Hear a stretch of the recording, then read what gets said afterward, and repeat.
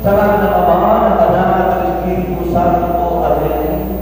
Ang maraming Diyos na makapagiging sa lahat, pinupuli ka namin at pinuwalhati, pinasasalamatan, pinanagilan, sinasamba, ang banal at makapagiging pangalan. Salamat po sa biyaya ng kaligtasan, salamat Panginoon sa umagang ito, at salamat sa patuloy mong gagawin sa aming buhay. Praise you. Bring back all the glory, O Lord.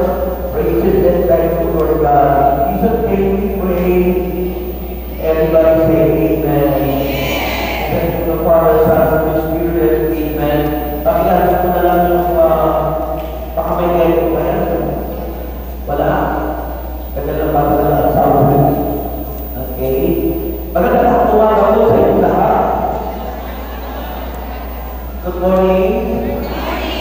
Good morning. Kasama ko yung aking nais ibigay. Sabi nito, Mark chapter 9, verses 33 to 37. Dumating sila sa Capernaum at sila'y nasa bahay. Tinanong ni Jesus ang kanyang mga alagad. Ano ang pinagtatagulan ninyo sa daan? Anong sagot? Ano ang pinagtatagulan ninyo sa daan? Ano ang pinagtatagulan ninyo sa daan? Marami. Sabi nito, hindi sila makasagot. Kagaya nyo rin yung kumakalit ko, hindi kayo makasagot. Sabagat ang pinagtatagulan nila ay kung sino sa kanila ang pinakadakila. Kung sino sa kanila ang pinakadakila. Naupo si Jesus, tinawag ng 12, sinabi sa kanila, ang sino man naglalais maging una ay dapat maging huli sa lahat. Ang maging lingkod ng lahat. Sabihin nyo maging lingkod ng lahat. Kahina. Tinawag niya ang isang bata at pinatayo sa gitna nila. Pagkatapos tinawag niya ito at sinabi sa kanyang mga alagad, ang sino mang tumatanggap sa isang batang tulad nito alang-alang sa aking pangalan ay ako ang tinatanggap. At ang sino mang tumatanggap sa akin ay hindi lamang ako ang kanyang tinatanggap, kundi pati na rin ang nagsugo sa akin. Mga kapatid, ang mabuting balita ng ating kaligtasan. Dahil natin mga kamay, nagkakaroon ang Holy Spirit. Holy Spirit tawag ang Holy Spirit. Nasa mga kamay.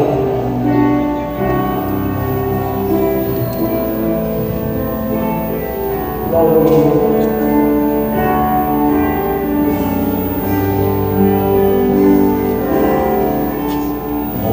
Spirit, tawag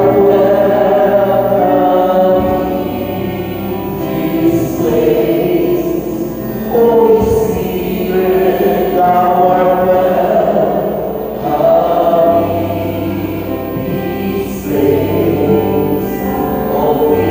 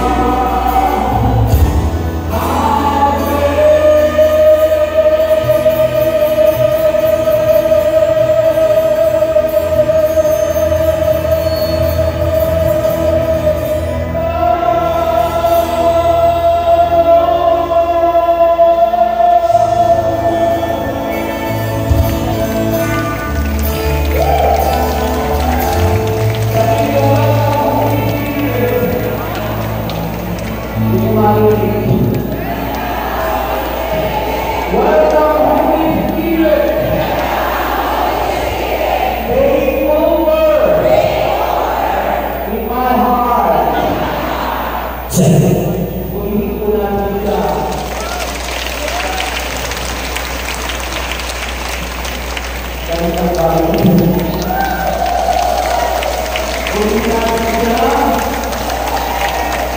Okay. Hindi na kayo ako sa kapatid natin ng Diyos. In the wonderful presence of the Holy Spirit. Ganun lang po siguro talaga yung sa akin kasi yung aking venue para i-echo yung sound. Kaya okay na yan. Okay?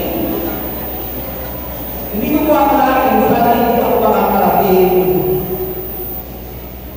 Actually, nagbili na ako, nag-assign na ako kung sino magbibigay ng visahin. Kasi po, ngayon dapat yung release ng aking visa. Kaya lang na-advance, kahapon, na-release na, purihin ng Diyos. Hindi lang naman yun, 10 days lang po. 10 days lang po akong medyo mawawala sa inyo. 10 araw kasi anniversary ng isang international chapter. So ako po yung napili na pupunta doon. Kaya salamat sa Lord. Kaya opportunity, pang 26 countries ko na yun. Pagdalawang amin. Okay? So salamat sa Diyos. Saan po yun? Sa Korea po. Sa Korea. Sa Korea. Okay? So ang alam mo sa Biblia ay sa September 22. Kaya ang alis ko ay sa Friday, September 20. Kaya makapunta pa ako sa Matini bukas. Tatlo sabay-sabay yung anniversary ko kasi. Ay naon ng pagbigay ng anong Matini. Naon ng nalusot yun. Kaya sa Matini ako bukas. Elder naman po yung pupunta doon sa iba. Elder ko. Elder side ko. Pupunta doon sa dalawang chapter na kasabay bukas. Kaya expect God's miracle. Ang hilan. Kung asahan ko ang himala ng Diyos, ang ating pag-usapan ngayon, nagtatanong sila, at ano lang yung kanilang pinagtatanunan, kung sino ang pinakakakila, at kung sino yung gustong maging una. Ibig sabihin yung gustong maging servant of God. Yung sabi ng Panginoon, kung sino man ang nais maglingkod sa Kanya, kailangan nandun nakabalot ang suffering. Jesus, the suffering servant at the time po ay kumbaga kay Kristo, we are all suffering servant. Walang servant of God na hindi ko maranas ng mga suffering o mga pagdurusa. Kaya kung ang mga servant of God ay medyo umaayaw sa ganun suffering, ay hindi lingkod yun. Hindi lingkod ng Diyos. Kasi kasama po sa paglilingkod ang suffering. Amen? Wala akong usap. Sino dumadanas ng mga suffering? Yan, tunay na lingkod kayo. That is the evidence that you are truly a servant of God. Kapag may mga pagsubok, kapag may mga problema, kapag may mga trials, kapag may mga persecution, kapag may mga testing, kapag maraming hindi pa kayo lahat na servant of God. Kaya ipagdiwang nyo, ikagalang nyo, ikaligaya nyo kapag kayo may mga suffering, may trials, may testing, may problema, magdiwang kayo at magalak. Malaki ang inyong gantimpala sa langit. Sino ba kumagat na gantimpala? Okay? birthday. Malapit na ang Pasko. Malapit na ang Christmas. Kaya inuusap ko na yung aking tuong ko. Ang tuong ko, yung binubuo ng mga disciples, plus yung kanilang mga kasama na mga katuwang o tawag doon. At yung mga contact person at saka yung mga tungkulin. So kailangan magplano kayo, laluhin nyo na ang lalapit na Pasko. At laluhin nyo na rin yung plano ng choir tungkol sa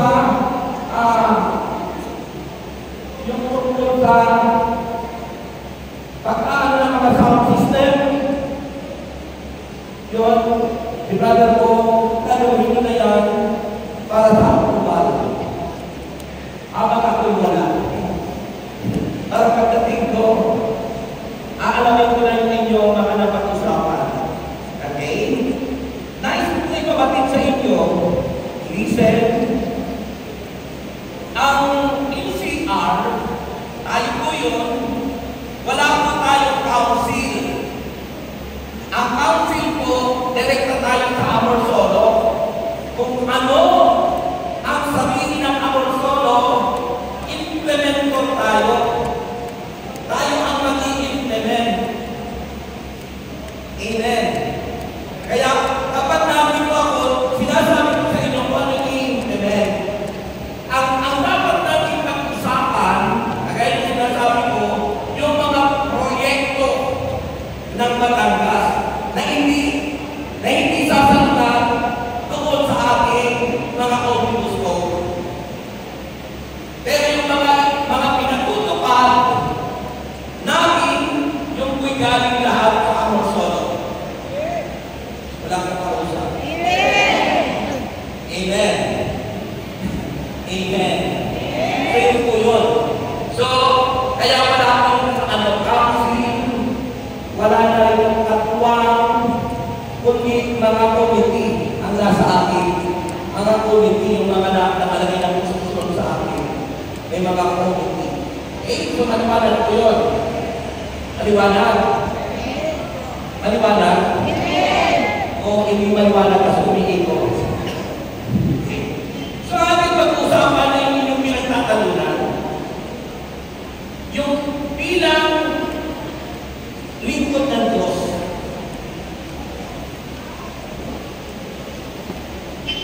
Ano yun? Yung presidente. Yung aking binasa. Yung aking binasa ay Mark chapter 9 verses 33 to 37. Mark 9 verses 33 to 37. Ang doon sabi ng Panginoon, kung sino ang nais maging nakila at nais maglingkod sa Kanya, kailangan paglingkuran ang lahat. So, pag-usapan po natin yung paglingkod. Being a servant of God. Okay? At tandaan po, pag sinabing servant of God, tayong lahat ay mga leader. Sabi niyo, leader. Pag sinabing leader, tagapanguna. Kaya sabi ng Panginoon, kung sino nais maging una, ay dapat maging uli. At kung sino nais maging una, ay dapat paglingkuran ang lahat. Amen? Paglingkuran ang lahat. So, pag sinabi ko, leader, tagapanguna po, at may iba't ibang uri ng leader, tayo po ay tinatawag na spiritual leader. Kasi may mga leader sa government at may mga leader sa family. So tayo dalawa ang ating function. We are all leader in our family and we are leader in spiritual. Ito po yun.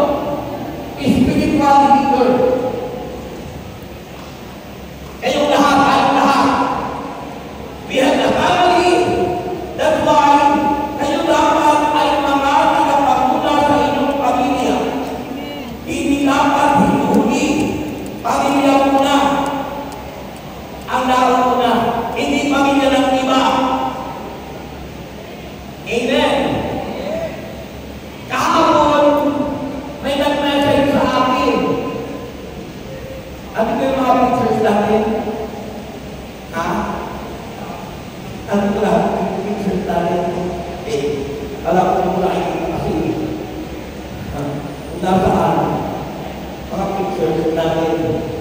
Okay. So, kahapon may nag-message sa akin, ang sabi nung nag-message, kung pwede ko raw siyang tulungan. Hindi naman ang lakas at hinihingi ko kahit ingkay. Kahit anya diaper at mga pagkakailangan kasi mga anak na ako. Ito ba ako? Bakit ako? Ako ba yung tatay mo? Sabi ko, bakit ako? Dapat kung sino yung tatay niya, saan ba yung tatay niya? Iyon ang sabi niya. Yun na nga po ang problema, hindi ko nagpaparamdam. Sipin mo, pag-isa ka kung anak, hindi naman ako ang gumawa. Ako ang pinabasa ko tuloy sa asawa ko, baka pagkamalan ako na mayroon lang isang sa labas. Kasi humihingi ng suporta na kaya pero kung ano kailangan kasi ikaw ay mamagalak na kasinungan niya bago mag-ubebe. Isipin mo yan. Kahit ba naman kung ano, sabi ko, nasaan ba yung tatay niya? Hindi rin nagpaparamdam ngayon. Bakit nagkakaganon? Because sometimes we as leaders in our family, sometimes we neglected our responsibility. Nakakalimutan natin ang ating responsibilidad kung bakit nagkakaganon ang mga kabataan. Napakatitig po ngayon ang labanan. Kasi po sa social media, grabe ang ginagawa ng Diablo. One time, ako po ay na-encourage doon sa advertisement sa social media dahil sa sabi noon ay maglalaro ka lang, hindi ka na malaki. Pag tinawag mo, so tinawag mo, alam mo pangalan? Sa pula, sa puti. Maglalaro ka rin ng pula, puti. O colorful. Abay, yung tinawag ko, yung balay, kasino. Kasino. Tuturuan kang magkasino, tuturuan kang magsugal. Pag hindi po tayo aware, bilang leader in our family, mga kabataan matatagay. Kaya marami pong kabataan na bumuntis na walang tatay. Kasi gusto nila maranasan yung mga inaalok ng sanlibutan, pagkatapos maranasan, nagkaroon na ng UTI. Ano yung sabihin ng UTI? Umibig, tapos iniwan.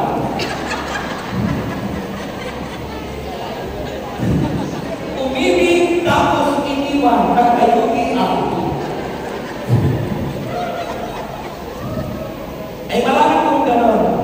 Kapag hindi po tayo naging responsible sa ating tungkulin as leader.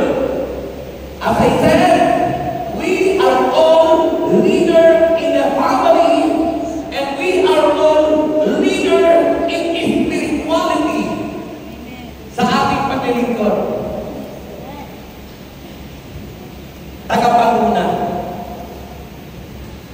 Sinong leader tagapanguna sa pamilya? Nanay at tatay. Wala ba rin kong nanay? Wala ba rin kong tatay? Sino ang leader sa spiritual? Lahat tayo! Oy, lahat tayo! Sino sa inyo ang mga leader sa spiritual? Lahat po tayo. Eh tayo nag-aaral ngayon sa leadership. Leadership seminar. Okay. So, ano ba ang ibig sabihin nito? Mga kapatid, ilang mga, kasi nakakala nyo, as worker, hindi tayo nagpapuna. Pag sinabing worker ka, you belong to a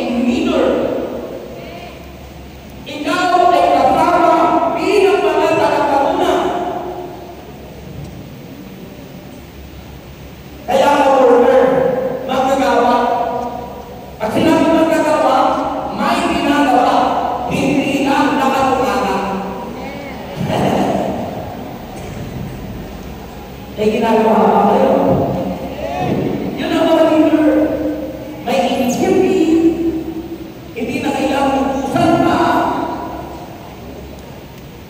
May kusa, initiative,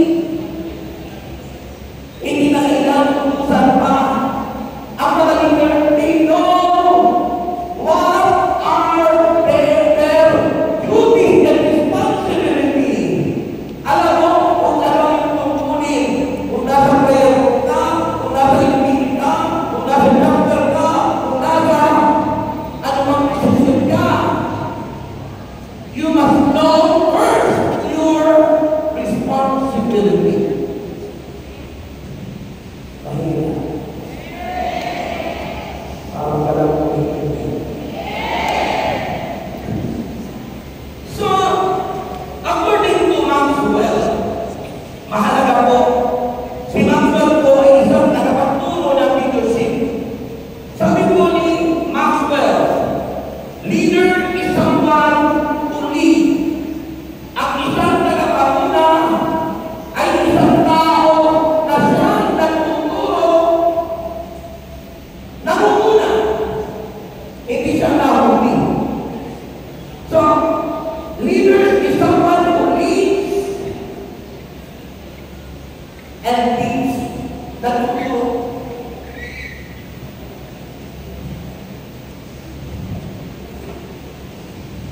Ano daw yung leader? Ano daw yung leader? Someone who leads and leads. Doon sa libro ni Maxwell na illustration siya yung bibi o yung duck. Diba yung pato? May mga anak. May mga anak ng mother. Duck. Ganda-ganda yung lumakan yung kasunod niya yung mga anak niya. Kasunod niya yung mga anak niya, gumagano yung ano. Eh, maraming anak niya. Napadaan siya doon sa may butas. Pero bakit na ano, eh maliliit yung anak niya. Dapat ang leader, alam mo, kung mapapahal o hindi, yung nilimit mo. Kaso si leader, doon siya dumaan sa may butas. Nahulog yung ilan sa anak niya. Doon sa butas. Anong ginawa niya? Sumisigaw. Parang ingalan ko. Ang ibig sabihin, bilang leader, you know first, kung yung bang nililig mo, dito kayo makatuputi o makasasama. Yung bang gagawin mo, makapibigay ng kabutihan sa pataong pinangungunahan mo. Dapat, you know, kung ito'y mabuti at tama.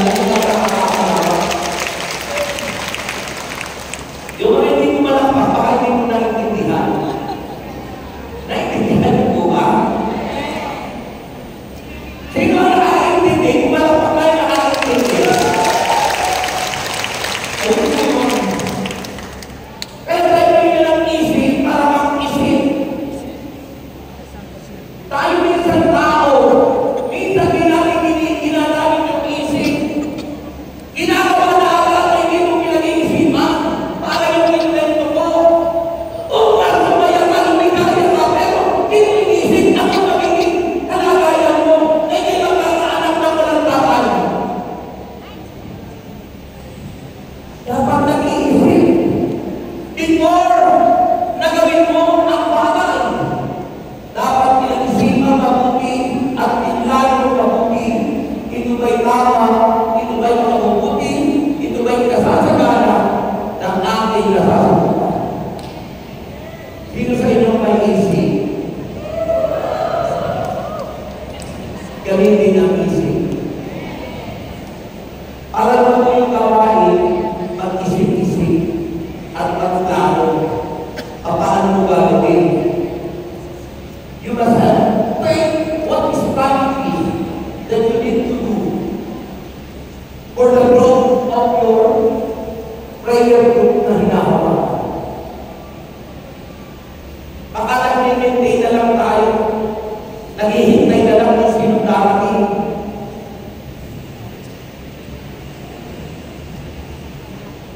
Dahil hindi nag-iisip.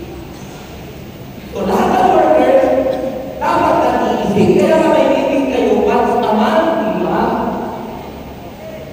Mga core group at mga prayer meeting, para yung pinaplano nyo, pinag-uusapan, at pagkatapos na pag-usapan at napagkasunduan, gagawin.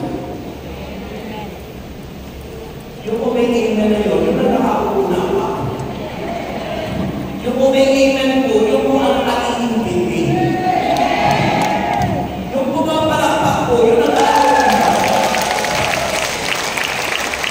Okay? Sabihin nyo, okay? Okay. So, leadership, it is a personal commitment. Sabihin nyo, personal commitment.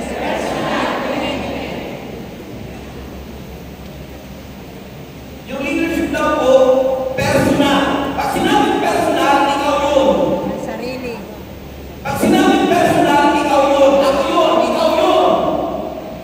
Ano yung personal na commitment mo sa inyong ginagawa? Yung po ang leadership. Personal commitment. Sabihin niyo, Brother Rex, ano pong ibig sabihin ng commitment? Hindi nyo maalam. Ano pong ibig sabihin ng commitment? Pakikiisa. Nakikipagkasundo. Ang commitment po, commit. Pag sinabing commit, ano ibig sabihin ng commit? Inilagay mo, binigay mo, ginawa mo, tinalaga mo, commitment. Pagtatalaga ng iyong sarili ng buhay mo doon sa dapat mo gagawin. Putting yourself to what you need to do. Commitment. Inilalagay mo ang sarili mo, buong buhay mo, buong pagkatao mo doon sa iyong gagawin. Commitment. Sabihin yung committed. Committed. Ibig sabihin you are committed to God, committed to His ministry, committed to your position, committed to your responsibility. Pero may mga tao committed ang utak. Committed ang utak. Pag sinabing committed ang utak, hindi malawak ang pananaw. Napakakitid. Kaya sabi ko, ba't mo ginawa yan? Ang kitid-kitid naman ang utak mo. Ba't mo ginawa yan? Hindi tama yan kasi ang kitid-kitid ng pag-unawa mo. Maraming tao committed ang utak. Wala yung commitment. Asahan kayo? Nasa commitment yung utak o nasa commitment? O yung mga kapatid? Okay. Maliwanag ko. Magbigay kayo ng halimbawa na committed ang utak. Ano ang halimbawa ng committed ang utak? Sabi ng isang magagawa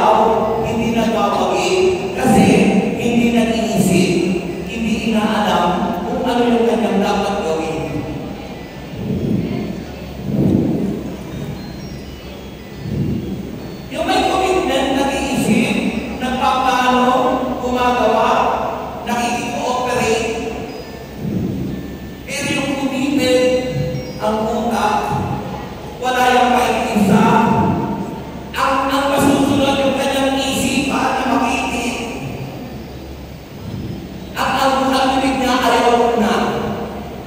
Ayaw ko nang maglingkod. Ay, sino ang tinakot mo? Sino ang kawawa pagdating ng panahon? Saan ako pulutin? Alam naman natin yun eh. Hindi lang tayo saved, hindi lang tayo ligtas, hindi lang tayo iniligtas ng Panginoon.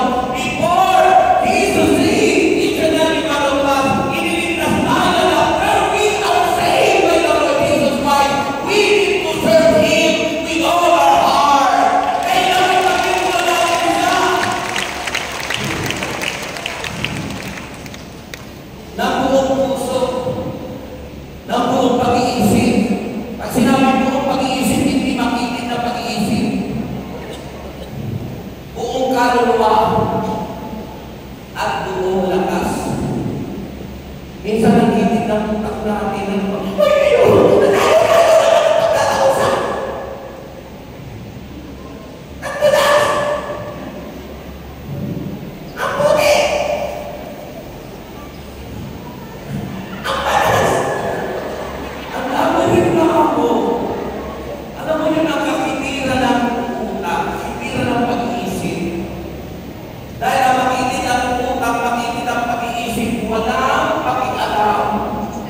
walang pakikiisa, walang future na iniisip, walang lahat, wala. Hindi leader.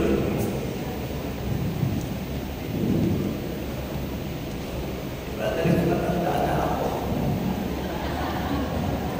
Hindi ko na kaya, brother. 69 na ako. Magse-70 na ako. Pero pero. Kasi kung anong bitawa ng bibig mo, yun ang mangyayari sa'yo. Pag sinasabi mo, matanda ka na, tatanda ka na. Eh ako, ang iniisip ko, hindi ko ako matanda pa. Wapo, handsome, malakas. Diba sa aking declaration, nag-aaral po ako ng Science of Divine, sa Success System Institute sa Makati. Ang aming po mga professor doon ay si Rolly Tinto, si Banyo Villanueva, at mga iba. Sa mga professionals po yun. Noong po ako nasa insurance pa. At kailangan po kung anong positive mental attitude, kung anong dapat mong isipin, kung anong dapat mong sabihin, you need to exercise, you need to proclaim it in every day in your life. Sa araw-araw ng iyong buhay, pagkagising sa umaga, sabihin mo kung anong nais mangyari sa iyo, kung ano ang gusto mo, kung anong nais na future mo, sabihin mo! Sabihin mo! Sabihin mo! Exercise! Eh kung hindi mo sinasabi mo negatibo, sinasabi positibo, ang hirap ng buhay mo, tumutin ang buhok ko, masakit ang tuhod ko, may sakit ako, lahat na! You are a leader! Kailangan biglaan mo, positibo! I am strong, I am rich, I am more than conqueror, or no one can defeat me, I am handsome, I am beautiful, hallelujah to the Lord forever! Sasabihin mo, ayaw ko dyan, ako, sinunado ako, hindi ako marunong umawit. Kung ano ang sabihin nyo, yung mangyayari sa inyo, pag sinabi mo mahirap ang buhay, mag-iirap na talaga. Yun ang leadership mo. Pag sinabi mo, bakit yung kasama mo, ganun na mangyayari, bakit talaga kasama mo? Sinabi mo eh.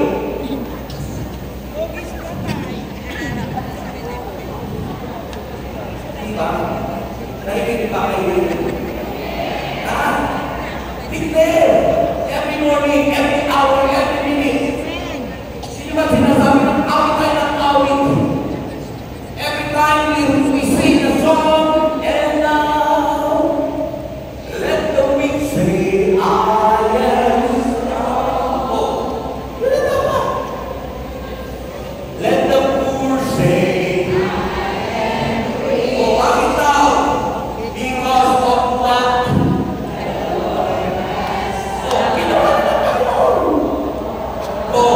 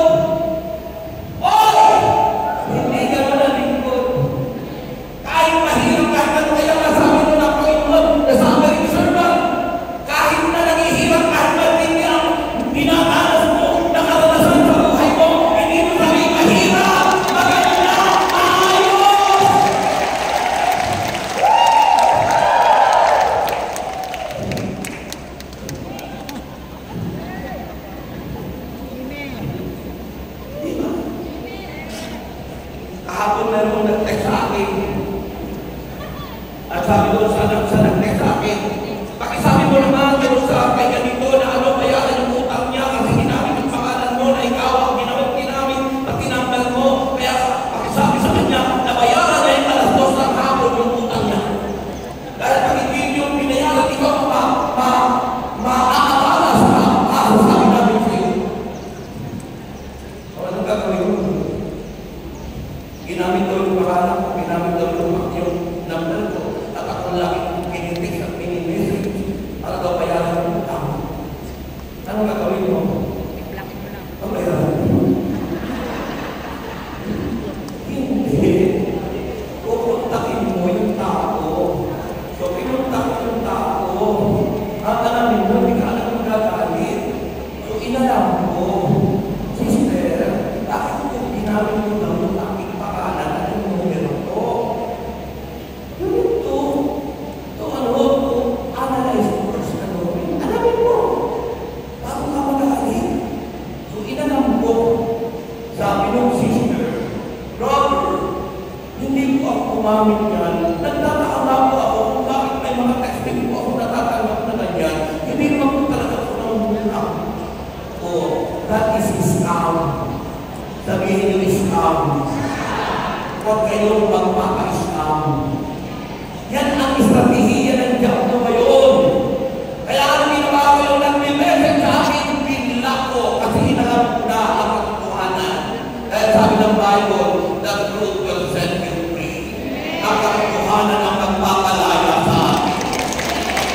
Iisip naman namin ako ng sister, nagpapa ako. Bakit? Nalaman ko ang katotohanan. Ay yung iba, nakakalit ka agad. Hindi ka leader yun.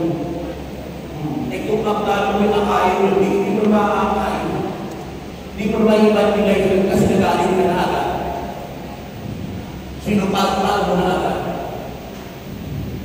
Bakit hindi nyo maakay ang inyong asawa sa gawain ng Panginoon? Bakit hindi nyo maakay ang inyong asawa sa gawain ng Panginoon? Kasi madalas na kayo yung asawa mo.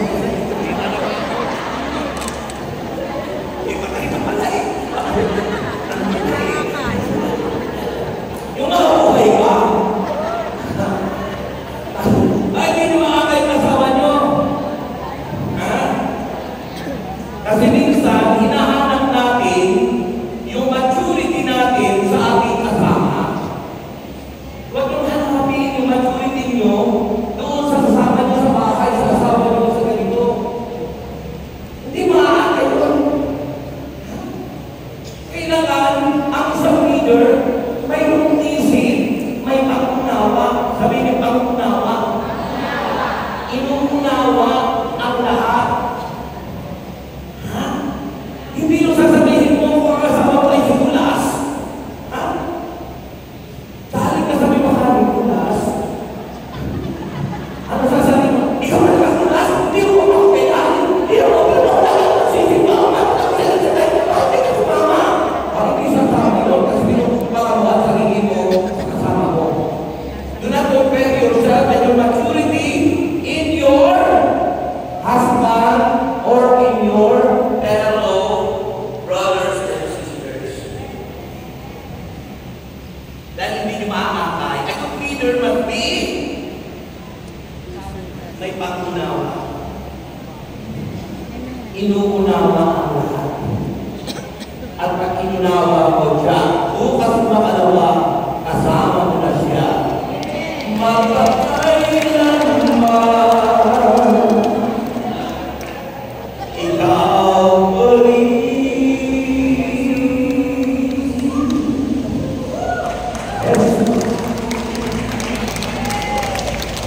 Ikabilang mo na yung oras mo, ha? Pakasutura ako eh.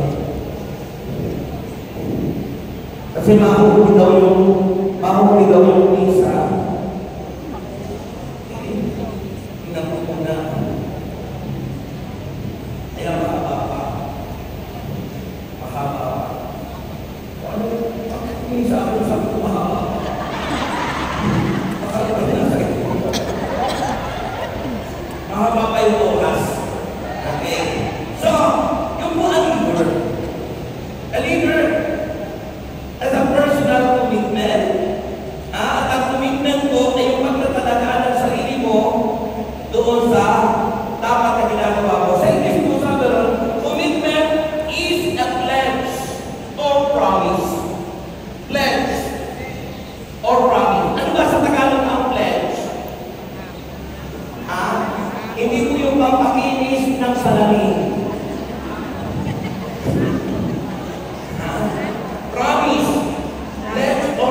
promise. Di ba? Halimbawa, ikaw ay nag-pledge or nag-promise na asa tayo sa General Assembly, magbibigay ako ng ganito, na support ko sa ganito. That is your pledge, that is your promise. Yun ang commitment. Dapat gagawin.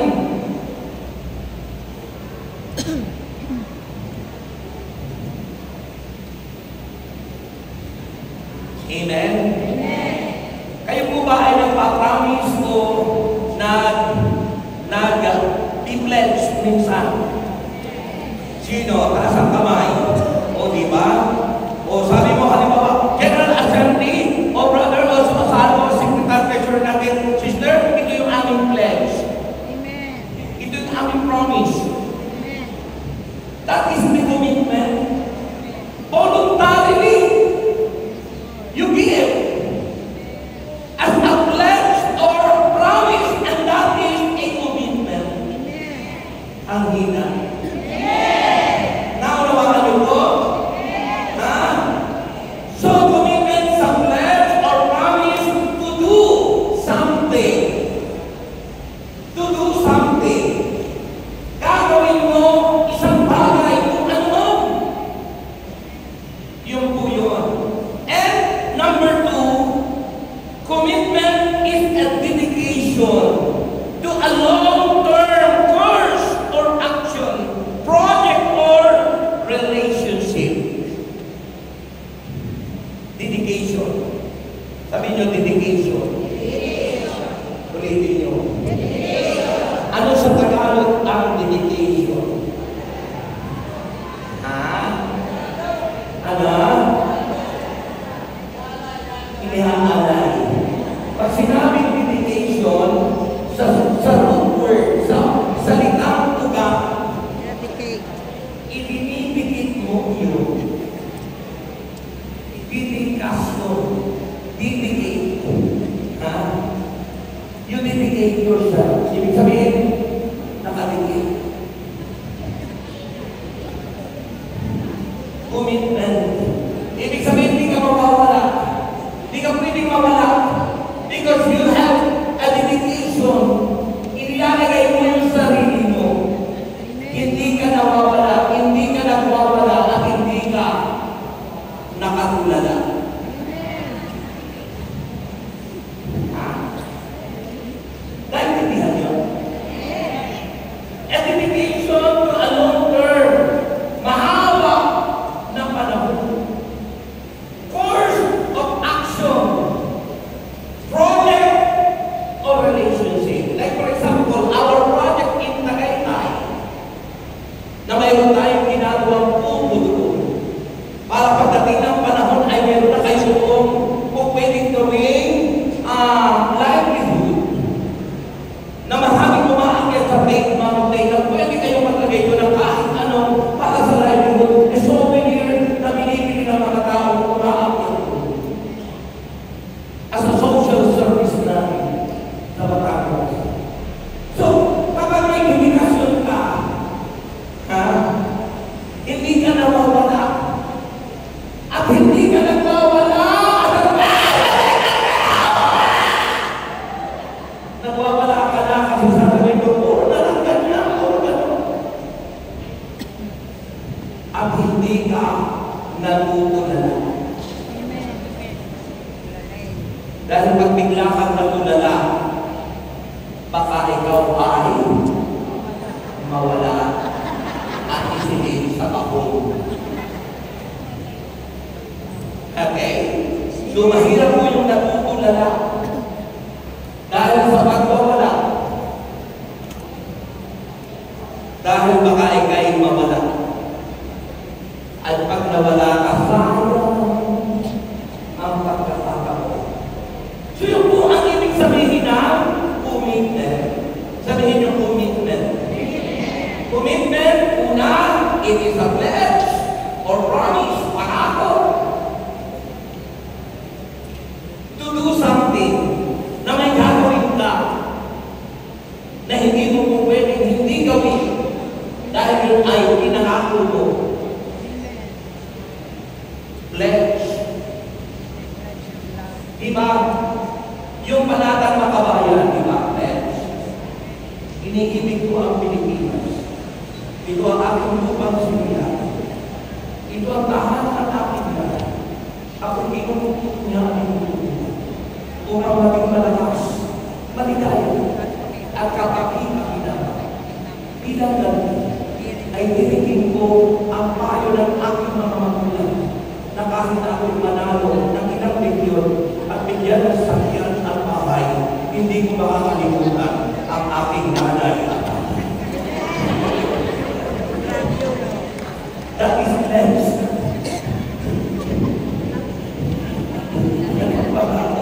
Okay, naunawaan nyo ang commitment. Naunawaan nyo ang commitment. Kung hindi kayo mawawala. Sabi rito, a commitment sa dedication. Dedication in a good word, sa ugat na salita, didikit yun. Idikit mo ang sarili mo. Ibig sabihin, hindi ka dapat mawala. Lagi kang tandaan. Yun ang commitment, dedikasyon. Hindi ka pwede magsabi, hindi ako pwede kasi ganito ganito. Marami kang alibay. Pag marami kang alibay na hindi naman talaga mahalaga, meron mo talagang kailangan. Pero kung ang alibay mo ay umulan, ay mabukit, ay wala akong lipstick, ay hindi yun. Kailangan ko dedication to a long-term course of action, project of relationship. Nakatalaga. Di ka mawawala, nakadikit ka. Andun ka lagi. Hindi ka haharapin kasi nandiyan ka. At lagi kang nakikita dahil mahal kita. Basta mahal kita. Iniisip nila ay hindi mahalaga. Mahal kita maging.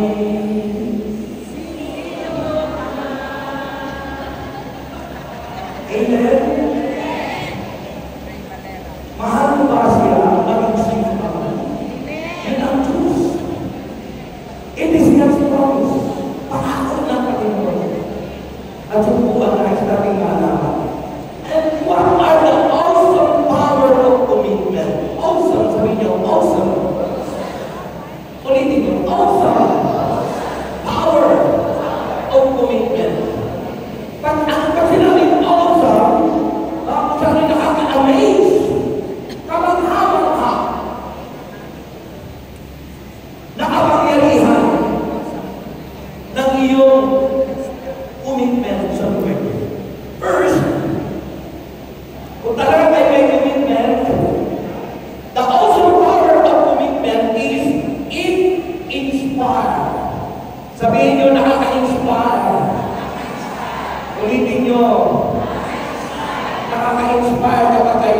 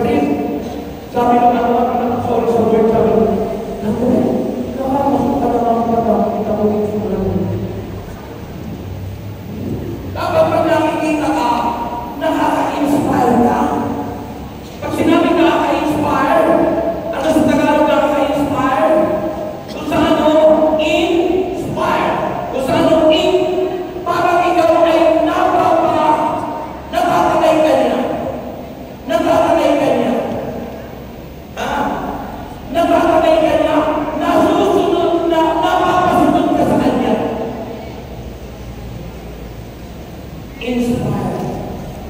Dapat na mga workers nakaka-inspire, hindi nakaka-discourage. Okay? That is the first awesome power of commitment. Pangalawa, it protect. Yung commitment, it protect. Hindi nakaka-distract. Ang mga workers, hindi nakaka-distract. Hindi distraction, but protection. Nagpo-protect ka sa nasasakupan mo. Pinagtatanggol mo yung mga tupa mo.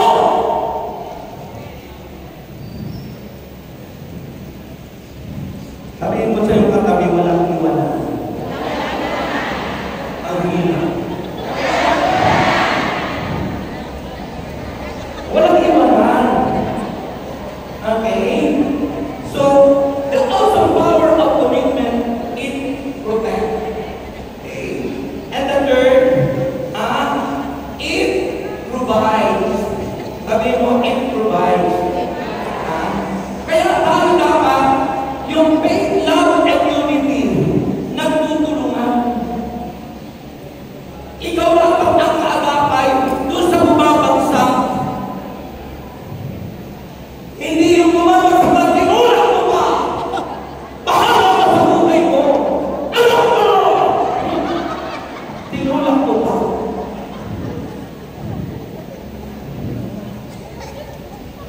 So kailangan po, it provides. It provides. Okay? At sinabi it inspire, number one, keep us going. Para yung iluming nagpapalakas. Keep you going. At sinabi keep you going, nagpapapuloy. Hindi nakakapagpatipid ng paglilingkod. Kailangan keep us going, move us to fulfill our dreams. Nagiging dahilan para matupad ang iyong pangarap. Yun ang awesome power of commitment. Natupad yung mga pangarap ko dahil mayroong isang tao naka-inspire sa akin. Sabi ni Bo Sanchez, si Brother Bo, sabi ron, kailan tayo nakaka-inspire? Bago ka ma-inspire. Bago ka ma-inspire. Ibig sabihin, bago ka mamatay. Maraming na-inspire sa'yo. Dahil maaalaala mo siya lagi. Amen! Inspire before you inspire.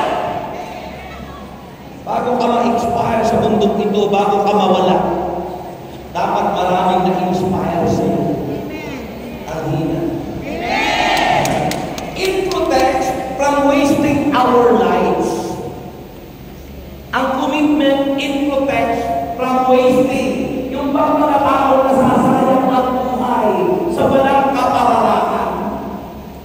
Wasting time. Alam nyo sa buhay ko po, sa aking sarili, hindi ko ako nasasayang ang mga oras at panahon.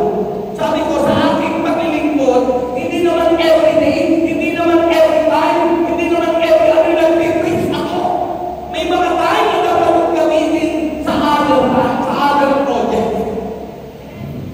At hindi ko nasasayang. May mga taong nasasayang ang ibang mga oras sa walang kapararangan. Huwag niyo sayang. Amen. Huwag niyo sayangin ang mga oras.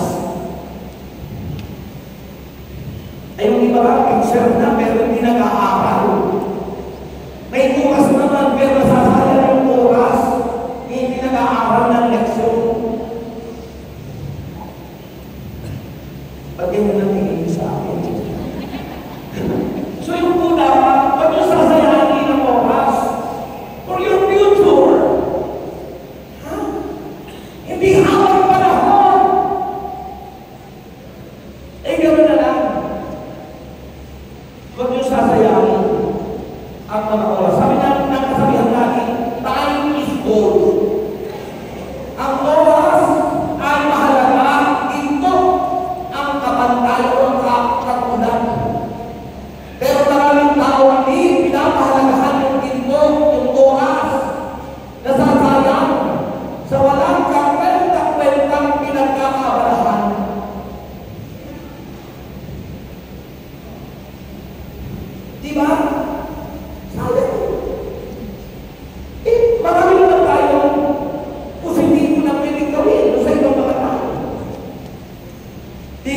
Binigyan tayo ng Diyos ng ability. Binigyan tayo ng Diyos ng gift. Binigyan tayo ng Panginoon ng talent. Kompleto binigay ng Diyos. But sometimes, nasasayang, nagiging waste, nagiging masuma. Because, hindi tayo balik sa una, hindi tayo lang.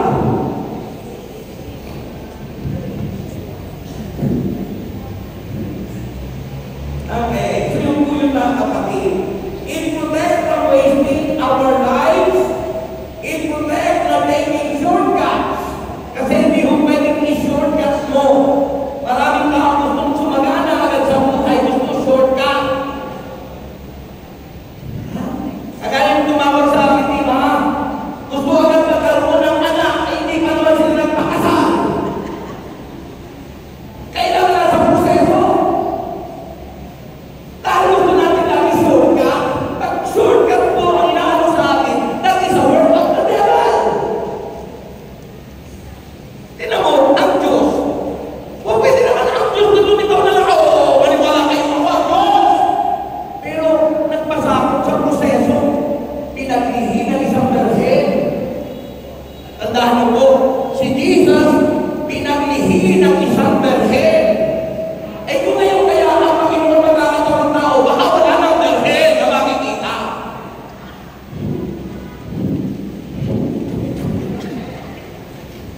Baka wala ng berhen. Gusto pa na ako na yun. Di ba? Eh noon, mabuti na yung berhen. O di ba? Kasi gusto niyo. Pero tingnan niyo po, hindi po pinilitan yun. O ako, maniwala kayo sa akin, ako. Hindi po kasi. May proseso doon. So, the also power of commitment, it protects not allowing negative, not taking shortcut, not allowing negative and bad influence. Bad influence. Bakit po dumadami ang homosexual at bakit dumadami ang lesbians? It's because of influence.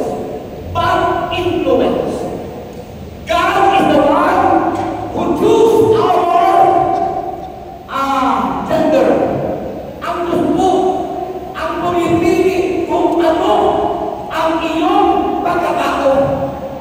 Kung ikaw ay babae at lalaki, hindi tao ang pumipili ng ating gender. Ng kasalihan natin. Diyos ang nagbibigay ng kasalihan natin. But because of influence, bad influence, tumatalo lang. Hindi naman tao. Kung kayo nakikinig sa radio,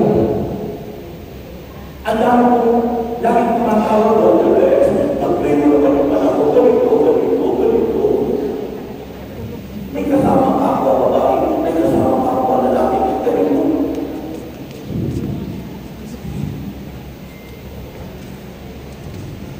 At minsan ikaw ay kung ito pang pananay mo dito sa mga nag-message sa iyo.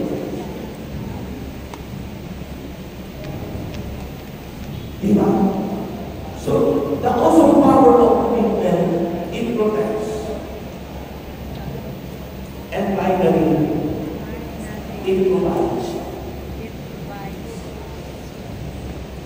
The awesome power of commitment, it provides.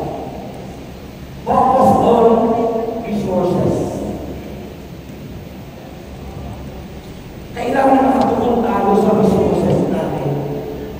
At ang pinaka-resources natin ay ang Diyos. Mahina. Purihin natin ang Panginoon.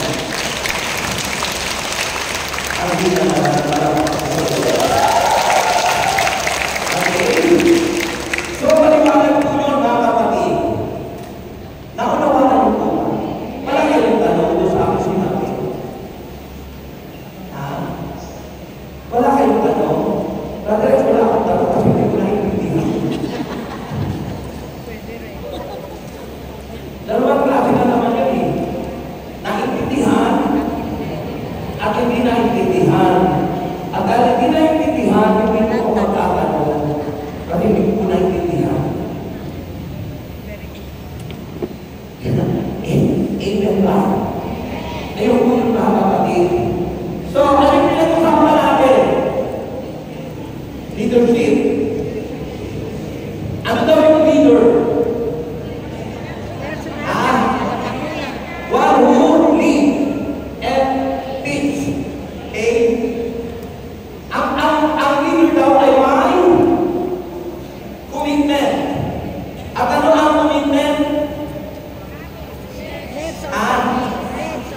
Anak?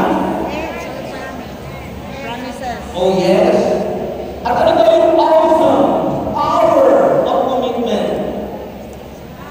It inspires, it protects, and it provides.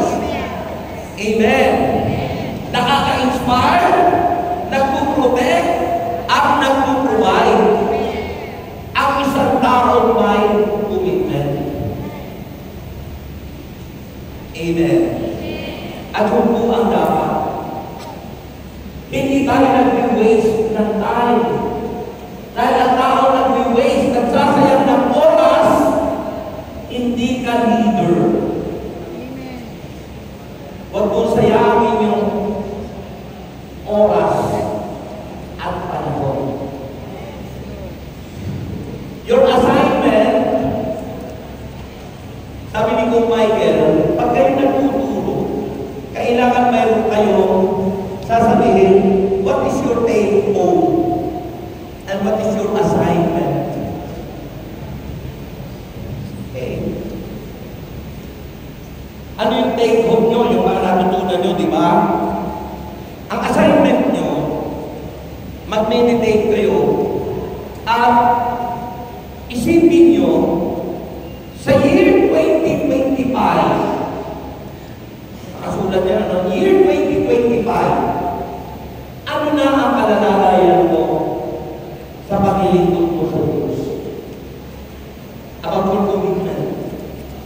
In the year 2025, what now? Ano na ikaw sa taong 2025? Brother Rex, nakasunod na sa ako.